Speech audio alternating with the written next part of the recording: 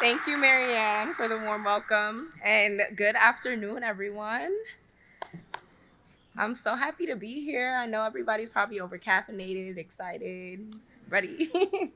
I also wanted to say thank you to the students and Danella for giving such wonderful speeches. I also wanted to thank you for letting me stand in front of you and yap for a few minutes. Um, I also am so excited for a year that will give so much to us if we do it right. My name is Sonia Issa. I'm a Brooklyn girl through and through. Brownsville, never ran, never will.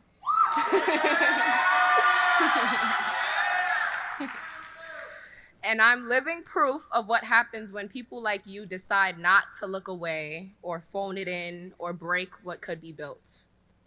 Before I was the chief operating officer of a youth nonprofit or someone with a TEDx talk or degrees behind her name, I was a tired kid in the halls of Brooklyn Ascend Middle School. I know the smell of a cafeteria, the feeling of being assigned to do now too early in the morning, solving for X before I solve for Y. I'm so up so early. I graduated from Ascend in 2016, 9 years ago.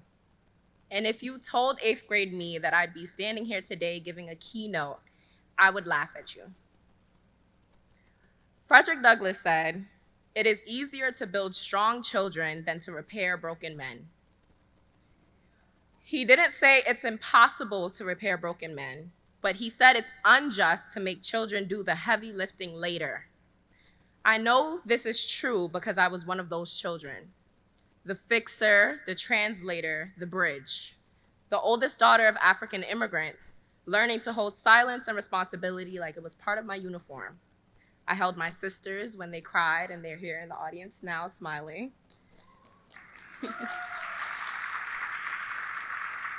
I held my parents' fears in my small hands, and I brought all of that into the classroom.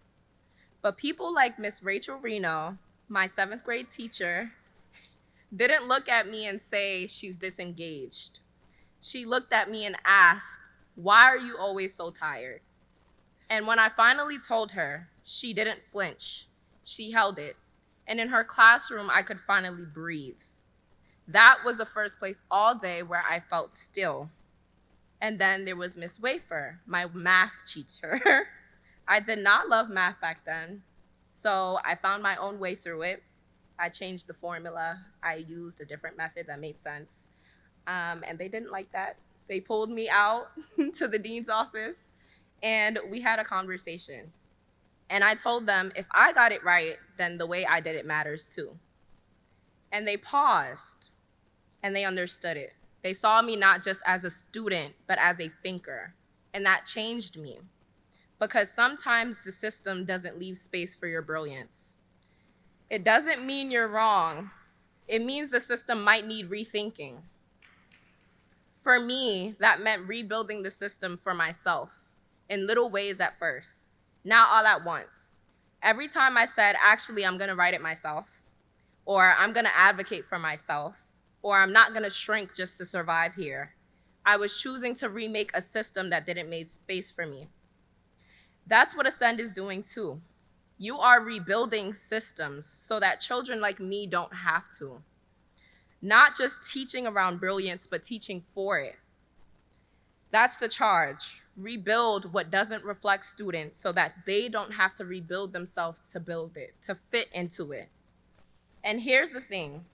Rebuilding takes more than lesson plans. It takes bringing your whole self to this work, the part of you that mirrors your students. Maybe you grew up down the block or halfway across the world. Maybe you were the loud kid, the quiet kid, the translator for your family, or the one who got in trouble for daydreaming, like I did. Whoever you were, bring that.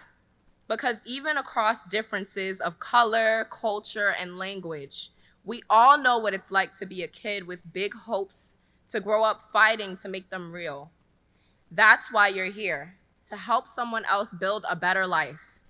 It takes creativity and giving grace to families who are surviving systems you cannot always see. It takes meeting kids and their brain rot and TikToks and skibbity jokes that you may not get. and still showing them that you're in their corner. It takes being part of the village, even when you're not the parent, even when you're under-resourced or tired. My BAMS village was full of found brothers and sisters, people who felt like home. We used to say even if we go to different high schools, we're still going to graduate together. But life doesn't always let you keep those promises. In 11th grade, we lost one of those brothers, Oluroduro Timmy Oyebola, or as we called him, Timmy. He was shot playing basketball. And that kind of loss at that age shifts something and rearranges your spirit. It makes you ask, what will I do with the life that he didn't get to finish? And then, not long after, we lost Mr. Parker, one of our Ascend teachers. Gone too soon, no warning, just absence.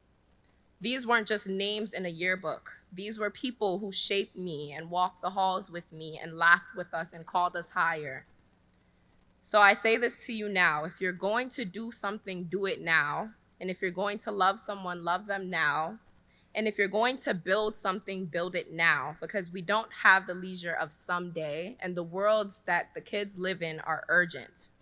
So I stand here today, not in a classroom or a hallway that I once walked, but on a stage that I would have never thought I'd be on. In 2025, with a master's degree and certificates as Chief Operating Officer, doing work that I love, because I was supposed to be one of those broken men, yet because of educators like you, I am a healed woman.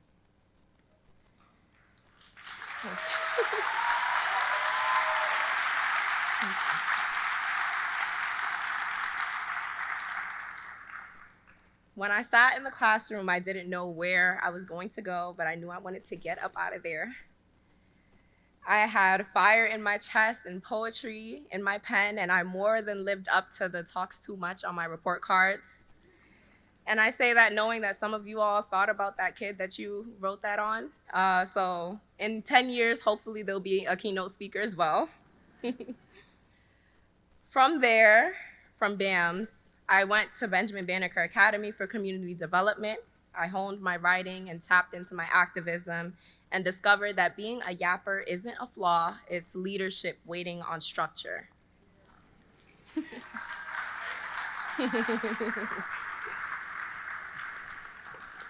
I went to Syracuse University. I studied political science because I've always been committed to justice.